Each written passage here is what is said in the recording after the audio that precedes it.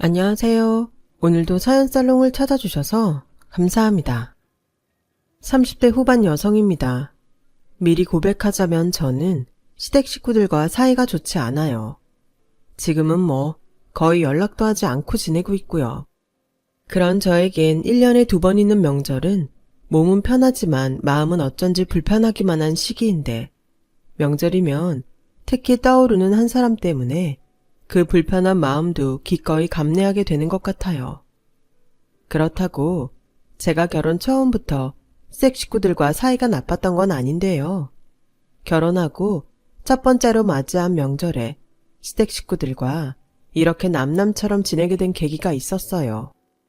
저는 지금도 그때의 제 판단이 틀리지 않았다고 생각하는데, 시댁 식구들 생각은 저랑은 많이 달랐나 봅니다. 지금으로부터 3년 전, 저와 남편은 갓 결혼한 신혼부부였어요. 만나기는 소개로 만났는데 첫 만남부터 느낌이 좋았던 남편과 저는 취향과 성격, 가치관까지 똑 닮아 저희는 만나자마자 서로에게 호감을 느끼고 누가 먼저랄 것도 없이 사귀게 되었죠. 사실 제가 공부만 하느라 변변한 연애 경험이 없었거든요. 그런데 대화도 잘 통하고 젠틀한 남편을 만나게 되니 연애하는 6개월 동안 어찌나 행복하던지. 그래서 저는 주책맞게 주변 사람들에게 남편 자랑을 서슴없이 했었는데요. 그런 저를 보고 주변에서는 이제 갓 만나서 좋기만 한 때라 그런 거라며 조금 지나면 내가 언제 그랬냐는 듯 시큰둥해질 거라고 했는데, 어쩐지 저도 그렇고 남편은 그럴 것 같지 않았어요. 물론 지금 생각하면 그때는 너무 좋았던 때라 당연한 얘기였죠. 하지만 분명한 건 남편도 저도 서로를 너무 사랑했다는 것이었어요. 그래서 만난 지 6개월 만에 결혼을 결심했어요. 물론 성급하다고 말리는 사람들도 있었지만 다행히 양가에서 흔쾌히 결혼을 허락해 주셔서 저희는 주변 우려에도 불구하고 초고속으로 부부가 될 수 있었어요. 결혼 후 연애 때도 참 좋더니 결혼하니 헤어질 걱정도 없고 또 한 집에서 같이 사니 정말 행복하더라고요. 그래서 저희 부부는 한 3년은 아이 없이 신혼을 즐기자고 서로 합의를 했죠. 그야말로 천생연분처럼 작은 다툼도 없이 순탄한 결혼 생활을 이어갔어요. 아무래도 남편이 강변 다 맞춰주는 거 아니야? 그러다 나중에 터지면 무섭다. 어떻게 각자 살아온 세월이 있는데 남녀가 한 번도 안 싸울 수가 있어. 그건 분명 누군가 꾹꾹 참고 있는 거야. 조심해. 강변 원래 그런 면에서는 둔하잖아. 네, 제가 솔직히 둔한 건 맞아요. 그리고 제 직업이 변호사라 종종 사람들이 남편과 시댁에서 제 직업을 보고 그냥 참는 거라고 말을 하는데, 좋은 소리도 한두 번이지 질투인지 걱정인지 모를 그 말이 슬슬 귀에 거슬리기 시작했어요. 그래서 더 보란듯이 알콩달콩 잘 살아보겠다고 오기를 부렸는데, 남편은 그런 제가 안타까웠는지 한 번은 저에게 이렇게 말하더군요. 자기야, 남의 말 신경 쓰지 마. 그 사람들은 그냥 하는 말인데 자기가 너무 스트레스 받는 것 같아 내가 보기가 안쓰럽다. 우리 그런 시선 신경 쓰지 말자. 내가 자기 사랑하고 자기가 나 사랑하고 서로 좋아서 위해주고 사는 건데 우리가 왜 그런 사람을 신경 써? 우리 그냥 마음 편하게 우리대로 재미나게 잘 살자. 지금 생각해보면 모르긴 몰라도 남편은 저보다 더 힘들었을 거예요. 남편은 평범한 직장인이었거든요. 남편은 지금도 승진이나 성공 그런 거에 연연하는 사람도 아니고, 평범하게 남들 일할 때 일하고 퇴근 후에는 영화나 독서, 여행 아니면 봉사를 다니는 등 자기 삶에 충실한 사람이었어요. 그런데 남편이 변호사인 저와 초고속 결혼을 한다고 하니 주변에서는 로또를 맞았다는 둥, 얌전한 고양이가 부뚜막에 먼저 오른다는 둥 말 같지도 않은 소리를 하며 직업 좋은 저를 놓칠까봐 결혼을 서둘렀다는 각종 얘기가 많았다는데, 이것도 나중에 알았지 남편은 저에게 단 한 번도 티를 내지 않았어요. 저희 남편은 그런 사람이에요. 직업이 제가 조금 더 많이 버는 것뿐이지 남편은 저보다 생각도 깊고 성숙한 사람으로 배울 점이 많은 사람이었죠. 그래서 아마 애어른 같은 저에게 남편은 딱이었던 것 같아요. 그렇게 마냥 좋기만 했던 신혼 시절, 결혼한 며느리들은 모두 꺼린다는 명절이 다가왔고 결혼 후 처음 맞는 명절이라 저는 마냥 설레기만 했었어요. 짧은 연애 기간은 물론 결혼해서도 시댁 가는 걸 참 좋아했는데 시부모님이 저를 아주 예뻐해 주셨기 때문이었죠. 시부모님은 저희 남편을 포함해 아들만 둘이었어요. 저희 남편은 저와 결혼을 했지만 시동생은 독신주의자라며 결혼할 생각이 없어 시부모님의 걱정을 사고 있었어요. 평생 딸 하나 갖는 것이 소원이었다는 시어머니는 저를 딸처럼 생각해 주셔서 저는 여러모로 사랑받는 며느리였어요. 그런데 잔뜩 기대를 하고 간 첫 명절 시댁의 풍경은 제가 생각한 것과는 조금 달랐는데요. 그렇게 온화하시고 인품 좋으셨던 시부모님에게 저는 상상도 하지 못했던 전혀 다른 모습을 보게 되었어요. 시부모님은 남편의 할머니, 즉 저에겐 시할머니 되시는 분을 모시고 계셨어요. 솔직히 말이 모시는 거지 주택이었던 시댁의 옥탑에 할머니의 거처를 마련해놓고 식사 정도만 챙겨서 올려놓는 게 전부였는데 할머니 손에 오래 자란 저는 그런 모습이 그저 안타깝기만 보였어요. 우리 손주 며느리 오셨나? 매번 이 늙은이 보러 오고 고마워. 고맙기는요. 손주 며느리가 오는 건 당연한 거죠. 오늘은 뭐 하고 계셨어요? 그냥 뭐 나는 똑같지. 어째 허리가 더 굽는지 걷는 것도 힘들고 그래서 그냥 누워만 있었어. 에이, 그러시면 안 돼요. 자꾸 움직이셔야죠. 저랑 시장 한 바퀴 돌고 오실래요? 그래? 나는 걷는 게 영 시원찮은데 젊은 사람은 답답해서 힘들어. 괜찮아요. 우리 얼른 가서 떡볶이랑 튀김이랑 할머니 좋아하는 옥수수 먹고 와요. 옥수수? 아이, 또 그렇게 말하면 안 나설 수가 없네. 잠깐만 기다려. 내가 요즘 손주 며느리 덕을 톡톡히 보내. 고마워. 이렇듯 저에게 별거 아닌 거에도 고마워하시던 시할머니셨는데 어쩐지 시어머니와 시할머니의 사이는 그다지 좋아 보이지 않았고 시어머니는 제가 시할머니와 잘 지내는 것도 그리 썩 마음에 들어 하지 않으셨어요.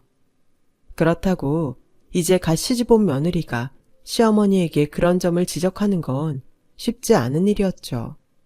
그저 가끔 시댁에 올 때 눈치껏 간식거리를 사들고 가서 말동무해 드리러 옥탑에 올라가곤 했는데 이번 명절에는 무슨 이유에서인지 그런 시할머니 거처를 두고 시부모님과 친척들이 언쟁을 벌이기 시작하셨어요.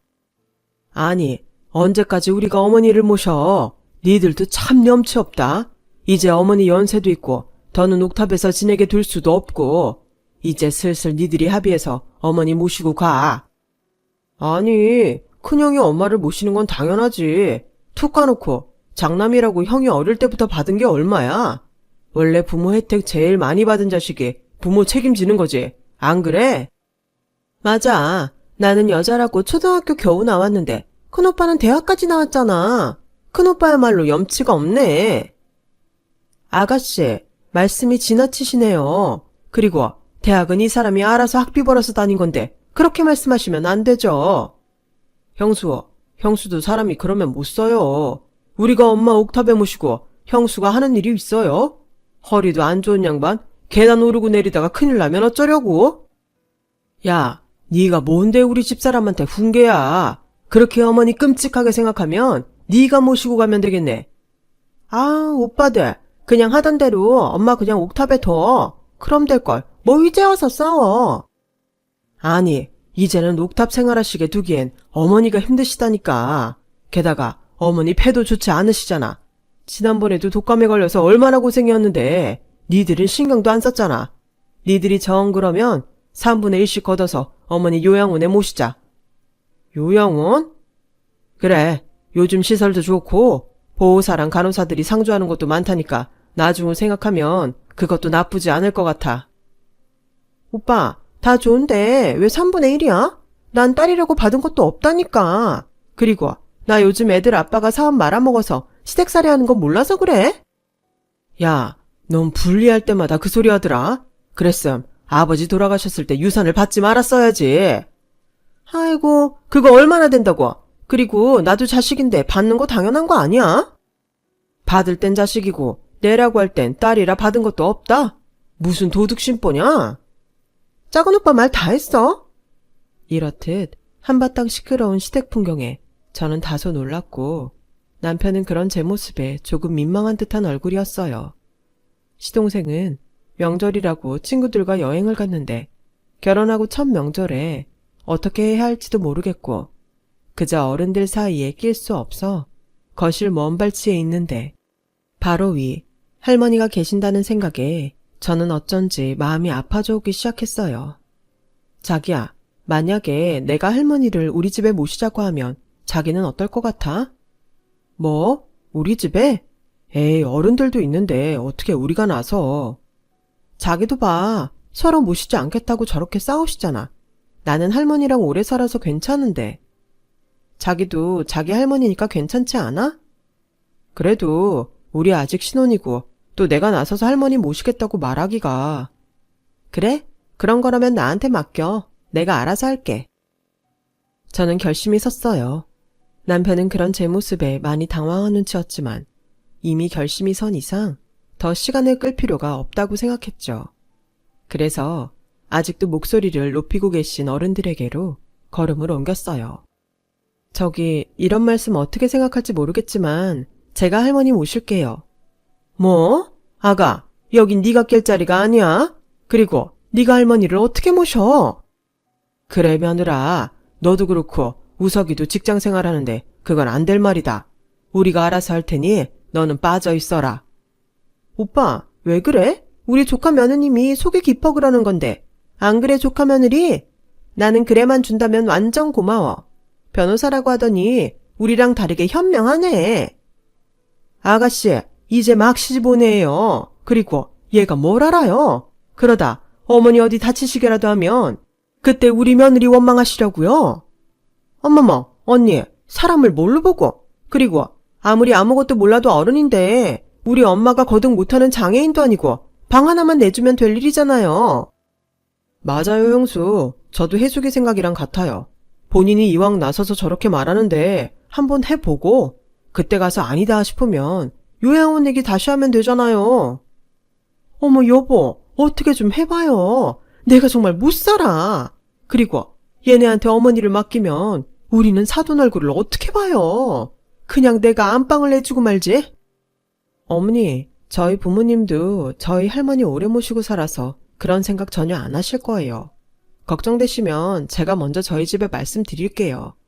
저 이제 막 시집와서 아무것도 모르는 건 맞지만 이대로 시할머니를 요양원에 모시면 제가 많이 서운할 것 같아요.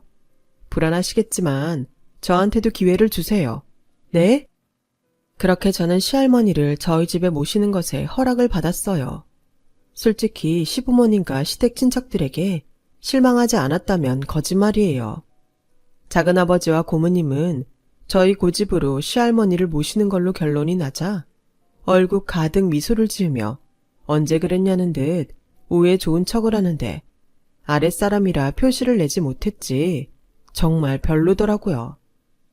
그렇게 일주일, 저는 옷방으로 쓰던 방을 시할머니 방으로 꾸미고 시할머니를 집으로 모시고 왔어요.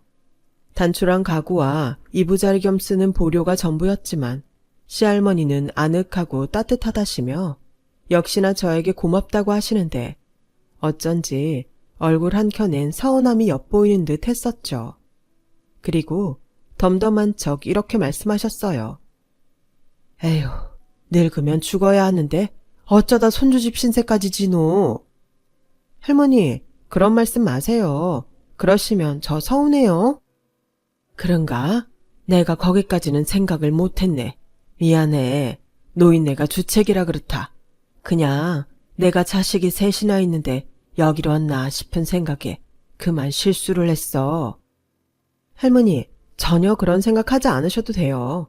제가 할머니랑 살고 싶어서 고집 부린 거니까 아버님, 어머님, 그리고 작은아버지, 고모님 모두 그러지 말라고 말렸는데 제가 막무가내로 그러고 싶다고 했어요. 아니, 왜? 저는 고등학교 때까지 할머니랑 살았거든요. 솔직히 부모님은 모두 바쁘셔서 저한테 신경도 못 써주셨는데 할머니가 계셔서 저 삐뚤어지지 않고 잘 컸어요. 할머님을 보면 그때 저희 할머니 생각이 나서 제가 그러고 싶었어요. 아유, 마음도 고와라. 자네 할머니 덕에 내가 이렇게 덕을 보내. 고마워. 정말 고마워. 제가 더 감사해요. 이제는 고맙다는 말 하시지 말고 내 집이다 생각하고 편하게 지내세요. 그게 제가 정말 바라는 일이에요.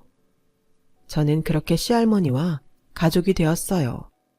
살림이라면 서툰 저인데 시할머니는 운동 겸 조금이라도 집안일을 하고 싶어 하셨고 저는 제가 못하는 것을 시할머님이 해주시니 마다할 이유가 없어 그 외에는 할머니가 해주시는 맛있는 집밥을 먹으며 하나 둘 할머니에게 살림을 배우기 시작했어요. 할머니, 저는 청국장 냄새나서 싫은데 할머니가 끓여주는 청국장은 왜 냄새가 하나도 안 나죠? 신기해요. 맞아. 할머니가 끓여주는 청국장 진짜 맛있어. 청국장인데 어떻게 냄새가 안 나냐? 괜히 이 할미 칭찬하려고 그러는 거 아니야? 아니에요. 정말 맛있어서 그래요. 하긴 내가 안 해서 그렇지. 예전에 동네 사람들이 식당 차리라고 성화였던 때가 있었어. 내가 김치도 진짜 잘 담근다니까. 우석이 너 시간 될 때 나랑 공판장에 좀 다녀오자. 너 내가 해준 꼬들빼기 김치 좋아하잖아. 할머니, 저는요? 저는 파김치 좋아하는데. 그래, 이왕 말 나온 김에 내가 아주 깍두기부터 파김치까지 몽땅 해줄란다. 할머니, 그러다 몸 상해요. 엄마 아버지 아시면 저 혼나고요. 뭔 소리야. 이렇게 신이 나보기는 정말 오랜만이야. 순정아, 네 덕에 내가 요즘 다 늙어서 살맛이 난다. 또 그러신다. 할머니는 동안이시라니까요. 하나도 안 늙으셨어요. 그렇게 저희 부부는 모든 사람의 우려에도 시할머니와 재미나게 잘 지냈어요. 저희 친정 부모님도 속마음까지는 알 수 없지만 워낙에 할머니 정을 그리워하던 저를 아셔서 제가 할머니를 모시고 오고 싶다고 했을 때 크게 말리지는 않으셨는데요. 아무리 좋아도 시댁어른이셔. 너 실수하면 안 된다. 엄마는 네가 괜한 짓을 하는 것 같은데 들어보니 할머니가 많이 딱하셔서 말리지는 못하지만 걱정이 안 되는 건 아니야. 알아. 그래도 잘했다고 해줘. 나 정말 잘하고 싶어. 그래, 잘했다. 내 딸을 누가 말려? 대신 중간에 그만두는 건 이 아빠가 용서하지 않는다. 원래 책임은 더 무겁다고 아빠가 말했지? 네, 아빠, 고마워요. 이렇게 친정 부모님의 허락까지 받은 저는 시할머니만 계속 건강하시면 이제 집안의 불랑거리는 없겠다고 생각했어요. 그러던 어느 날 시할머니는 저에게 몇 번을 망설이더니 얘, 내가 있잖아. 이런 말 정말 부끄러운데 글을 몰라. 내 이름 석자도 겨우 그리는 정도라 죽기 전에는 글을 배우고 싶은데 라고 어렵게 말씀을 하셨고 저는 퇴근하고 1시간씩 시할머니의 글자 선생님이 되어드리겠다고 약속을 했는데 그동안 배우고 싶은 걸 어떻게 참으셨는지 시할머니는 장까지 줄여가시며 글자 공부를 하셨어요. 그때는 그냥 평생 까막눈으로 살아 그 서름 때문에 그러시는 줄 알았는데 시할머니에게는 글자를 배우고 싶던 이유가 분명히 있었고 그 이유는 나중에 알 수 있게 되었어요. 그렇게 3개월 정도가 눈 깜빡할 사이에 지나갔어요. 매일매일 글자 공부를 하셨던 시할머니는 받침이 없는 글씨는 무난히 쓰고 읽을 수 있게 되셨고 어느덧 저와 공부 핑계로 이런저런 수다도 떨며 친구처럼 지내게 되셨는데 이렇게 사이가 좋다 보니 어느새 퇴근 후 남편과 있는 시간보다 시할머니와 있는 시간이 더 많아졌지 뭐예요. 자기야, 난 진짜 다 좋은데 잠은 나랑 자자. 요즘 왜 자꾸 침대로 안 와? 아, 미안. 할머니랑 공부하고 얘기하다 보니까 자꾸 거기서 자게 되네. 난 요즘 내가 아니라 자기가 우리 할머니랑 결혼한 것 같아. 미안해. 나도 너무 오랜만에 할머니랑 사니까 좋아서. 자기 생각까지는 못했어. 앞으로는 잠 꼭 자기랑 잘게. 이렇듯 남편은 때론 안 하던 질투도 했어요. 뭐 제 입장에서는 남편도 시할머니도 저를 좋아해 그러는 거니 행복했고 언제까지고 이런 시간이 계속되길 바랐는데 한 번은 자다가 깨서 화장실에 가려고 방을 나왔는데 이상한 소리가 희미하게 들리는 것 같았고 저는 소리를 따라가다가 그 소리가 시할머니가 밤새 끙끙 앓고 있는 소리라는 것을 알게 되었어요. 얼마나 혼자 앓고 계셨는지 온몸은 식은땀이 줄줄 흘렀고 한눈에 열이 심하게 오르신 듯 시할머니 얼굴이 빨갛게 달아오르셨어요. 저는 깜짝 놀라 시할머니에게로 다가갔고 괜찮으시냐고 몇 번이고 말을 했는데 너무 아프셨는지 시할머니는 대답도 하지 못하셨어요. 저는 자는 남편을 깨워 할머니를 모시고 집에서 가장 가까운 응급실로 향했고 의사 선생님은 고열로 거의 탈진한 시할머니를 진찰하시고는 하마터면 큰일 날 뻔했다고 하셨어요. 저희 시할머니처럼 연세가 많으신 분은 고열이 위험하다며 짧게라도 입원을 권하시더라고요. 저는 당연히 그러겠다고 하고 남편을 시켜 시부모님에게 이 사실을 알리게 했어요.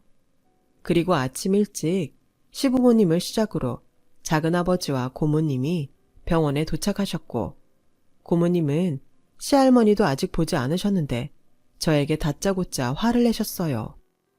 이봐 조카 며느리, 이게 다 무슨 일이야? 잘 모시겠다고 큰 소리 치더니 우리 엄마 저렇게 될 때까지 대체 뭐 했어? 변호사면 다야? 아니 아가씨, 여기서 그 소리가 왜 나와요? 그래, 네가 큰 소리 칠 입장은 아니지? 형, 지금 형 며느리라고 싸고 도는 거야? 그래, 싸고 도는 거다. 너도 내 며느리한테 함부로 할 거면 당장 오늘부터 어머니 네가 모셔. 어이, 조카 며느리, 자네는 할 말 없나? 왜, 꿀먹은 벙어리가 됐어? 저도 할머니가 아프셔서 병원에 오게 된 건 너무 속상해요. 하지만 이 순간에 남 탓만 하는 건 더 아닌 것 같아요. 제가 더 잘 보살펴 드려야 했는데 이렇게 병원으로 오시게 해드려 그 점은 죄송합니다. 하지만 절대 제가 할머니한테 소홀한 건 아니에요. 그 점은 알아주셨으면 좋겠어요. 그래, 다 안다. 친할머니도 아니고 힘들지. 그래서 내가 처음부터 안 된다고 했잖아. 여보, 이제라도 어머니 요양원에 모셔요. 그게 최선이라니까. 그렇게 안정제에 잠이 드신 시할머니 곁에 시부모님과 작은아버지, 고모님은 자리를 떠나지 않고 내내 앉아 계셨어요. 저는 솔직히 그 자리에 끼기는 싫었고 그래서 병원 1층 편의점에서 간단히 마실 것을 사러 갔는데 제 모습이 보이지 않아 마음이 놓이셨는지 시할머니 병상 앞인데도 불구하고 시댁 식구들은 말을 가리지 않고 내뱉기 시작했어요. 아우, 노인네가 끈질기기도 하다. 형 말대로 엄마 그냥 요양원에 보내자. 노인네 앞으로 계속 병원 들락날락 할 텐데 어떻게 매번 병원으로 달려올 수 있겠어? 그냥 3분의 1로 나눠. 작은 오빠, 나는 안 된다니까. 왜 오빠 마음대로 정해? 그리고 조카 며느리가 책임진다고 했으면 요양원비도 조카 며느리가 내야 하는 거 아니야? 변호사라며. 그럼 돈 잘 벌겠네. 애숙이 너 진짜 말 그렇게 할래? 큰오빠도 며느리 손에 늙은 엄마 맡겼잖아. 이제 와서 위선 떨지 말고 네 책임이니 네가 돈 내라고 해. 아가씨. 에휴, 그냥 이참에 편하게 돌아가시지. 어머니도 참 그렇다. 언제까지 자식들 고생시키려고 그러시는지. 그러게, 우리 엄마 자식들한테 해준 것도 없으면서 참 염치도 없어. 뭐 좋은 인생이라고 이렇게 오래 버텨? 90이면 이제 갈 때 되지 않았나? 아버지는 도대체 뭐 하는지 몰라. 엄마 빨리 저승길 모시고 가지 않고. 이번에는 그냥 깨어나지 않고 편하게 가셨으면 좋겠다. 지난번 독감 때도 그러셨다며. 형, 말이 나와 하는 소린데 엄마 장례는 우리 회사 근처로 하자. 내가 그동안 남들한테 뿌린 게 많아. 막상 엄마 돌아가시면 정신 없으니까 미리 말해두는 거야. 야, 니네 회사 여기서 멀잖아. 나도 그동안 뿌려놓은 조의금이 어마어마해. 그냥 잘만 말고 이 근처에서 할 거니까 그런 줄 알아. 너는 어머니도 모시지 않았으면서 무슨 억지야? 둘 다 그만해. 장례식장 뭐가 중요해서 그래. 돈 줄 사람은 멀든 가깝든 다 줄 텐데. 그냥 제일 싼 데서 해. 그건 내가 알아볼게. 그래, 혜숙이 네가 그런 건 잘 아니까 네가 맡아서 해라. 저는 정말 깜짝 놀랐어요. 시댁 어른들 입에서 나오는 그 무서운 말들을 더는 듣고 있을 수 없었죠. 주무시고 계셨지만 그래도 시할머니 앞인데 저는 뭐에 홀린 듯 시댁 식구들 앞에 잔뜩 화가 난 얼굴로 다가갔어요. 그리고 정말 너무하세요. 어떻게 그런 소리를 할머니 앞에서 하실 수 있어요? 여기 계신 분들은 불사신이세요? 자식들이 똑같이 하면 좋으시냐고요. 할머니 아직 살아 계세요. 할머니 아니셨음 태어나지도 못하셨을 텐데 어쩌면 그래요? 천벌 받으세요. 라고 저도 모르게 화를 냈고 제 말을 들은 시댁 어른들은 잠시 황당한 얼굴을 하더니 이윽고 화가 나셨는지 저를 죽일 듯 노려보며 한마디씩 하셨어요. 그 중에는 저희 부모님도 계셨네요. 언니, 얘 지금 우리한테 하는 소리죠? 아니, 새파랗게 어린 게 위아래도 모르고? 처음 봐? 너 지금 우리한테 악담하냐? 그래 아가, 이건 네가 무조건 잘못했다. 내가 아무리 널 예뻐하지만 이건 나도 넘어갈 수가 없어. 맞아요 형수. 이참에 며느리 교육 단단히 하세요. 아니 어디 감히 지가 나서서 훈계야. 며느라, 어서 빨리 사과해라. 네가 우리 어머니랑 같이 지내더니 정이 들어 그러나 본데. 그래도 네가 공경해야 할 상대는 나랑 여기 어른들이다. 어서 빌어. 싫어요. 제가 잘못한 게 있어야 빌죠. 저는 틀린 말 한 게 없어서 그럴 수 없어요. 제가 그렇게 물러서지 않자 고모님은 자리에서 벌떡 일어나더니 저희 시부모님께 며느리 교육 잘 시키라며 자리를 떠나셨고 그것을 시작으로 작은아버지도 시아버님도 고모님을 따라가시는데 마지막까지 남으셨던 시어머니는 저에게 따가운 눈총을 쏘시더니 제가 역시나 물러나지 않자 화가 난 목소리로 이렇게 말씀하셨어요. 너 나중에 나랑 얘기 좀 하자. 내가 정말 너 때문에 이런 망신을 당할 줄은 몰랐구나. 그렇게 말하고 제 어깨를 세게 툭 치고 나가시는데 아무리 제가 며느리지만 화가 나서 지금 말씀하시라고 쫓아가려는 그때 시할머니가 스르륵 눈을 뜨셨어요. 그리고 저를 바라보시며 고개를 저으시는데 정말 너무 속상하게도 시할머니는 당신 자식들의 말도 안 되는 대화를 모두 다 듣고 계셨던 거예요. 할머니, 깨셨으면 진작에 일어나시지. 뭐하러 그 소리를 다 듣고 계세요? 내가 일어나면 쟤네들이 얼마나 놀라겠냐. 그리고 사람이 너무 비참하니까 그냥 깨고 싶지 않더라. 그래도 네가 나서줘서 얼마나 고마웠는지 몰라. 네가 내 속으로 낳은 자식보다 훨씬 낫구나. 할머니, 그러지 마시고 다 들었다고 홍구멍을 내세요. 할머니가 무서운 줄 알아야 다음부터 안 그러시죠. 나도 그러고 싶은데 애석하게도 내가 쟤들한테 해준 것이 없는 건 맞아. 그때는 먹고 사는 게 너무 힘들었어. 지들도 서러움이 있겠지. 시할머니는 그렇게 말씀하시고 저 몰래 눈물을 훔치셨어요. 그리고 제가 말리는데도 집에 가고 싶으시다고 입원은 거부하셨고 저는 시할머니의 뜻에 따라 퇴원수속을 밟았어요. 그리고 우려했던 대로 제멋대로 시할머니를 퇴원시켰다며 시댁 어른들은 저를 포함한 저희 남편에게도 뭐라고 하셨는데 남편은 다행히 제 편을 들어주며 시할머니가 원하셔서 그렇게 된 거니 따지고 싶으면 집으로 오셔서 시할머니 앞에서 하시라 했다더군요. 하지만 아무도 집에 오시는 분은 없었어요. 그 후 저는 틈틈이 시할머니를 모시고 병원을 다니며 다시 일상으로 돌아갔는데 어쩐지 한번 크게 아프신 후로는 어지간해서는 다시 예전처럼 기력을 찾지 못하셨고 다음 돌아오는 명절쯤엔 할머니가 이렇게 말씀하셨어요. 아가, 나는 태어나서 단 한 번도 명절이 좋았던 적이 없었다. 어릴 때는 너무 가난해서 먹을 것이 없어 싫었고 시집 와서는 명절이면 없는 살림에 쉴 수 없이 일을 해서 싫었어.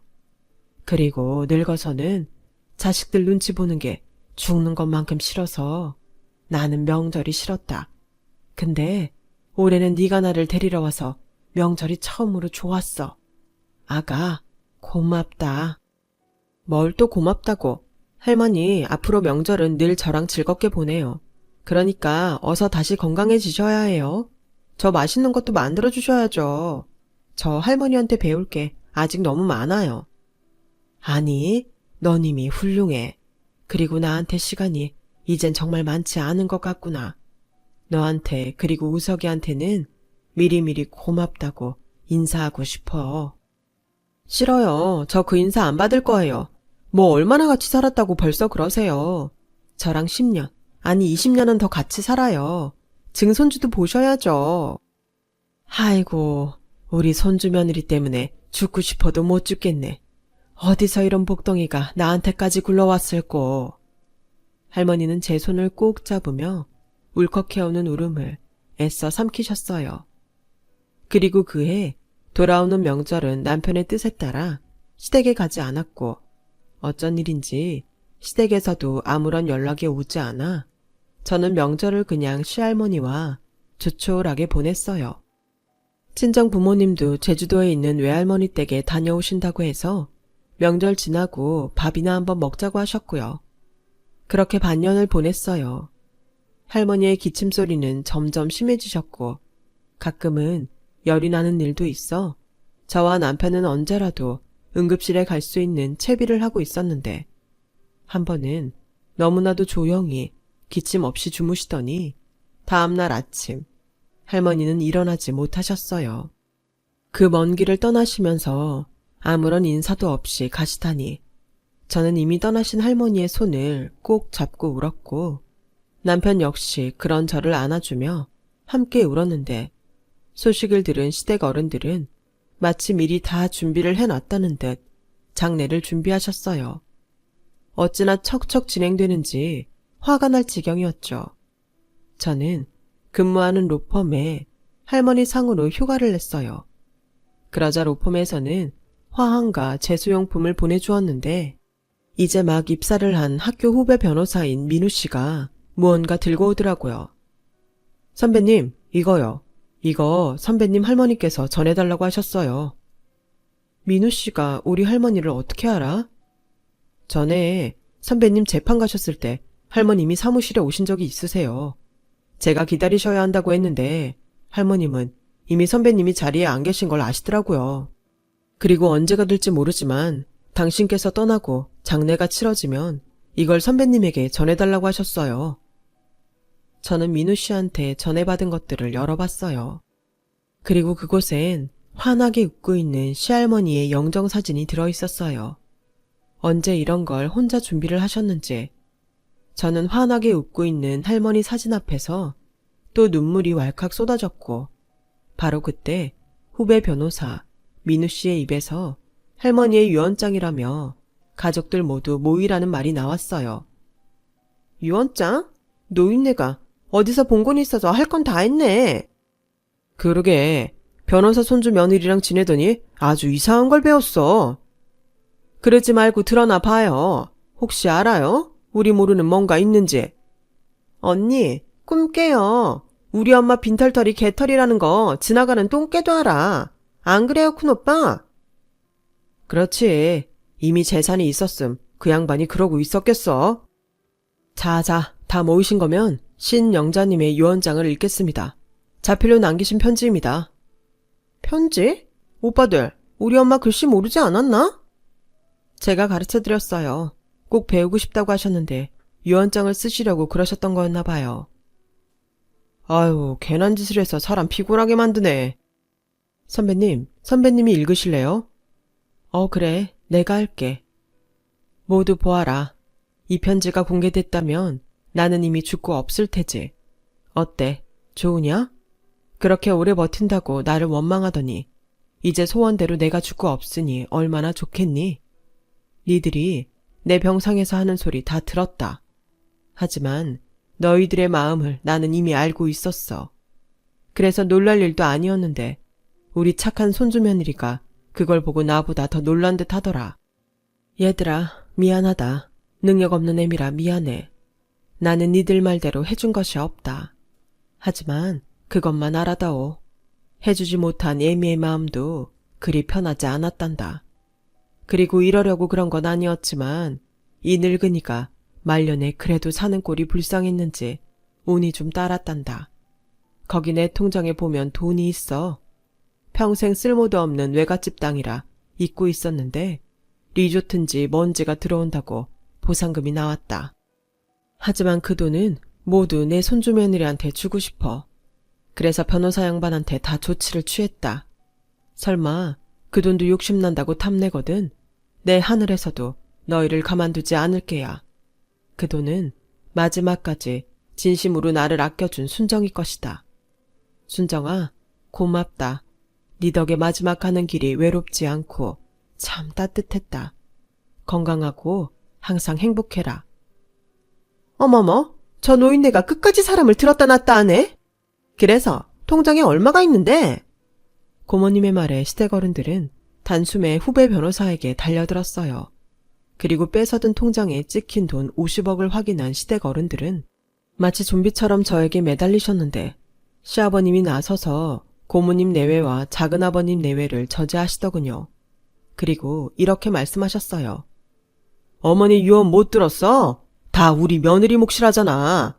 그러게 있을 때 잘하지. 아가 이거 다 네가 가져라. 그리고 우린 부모니까 알지? 네? 알긴 뭘...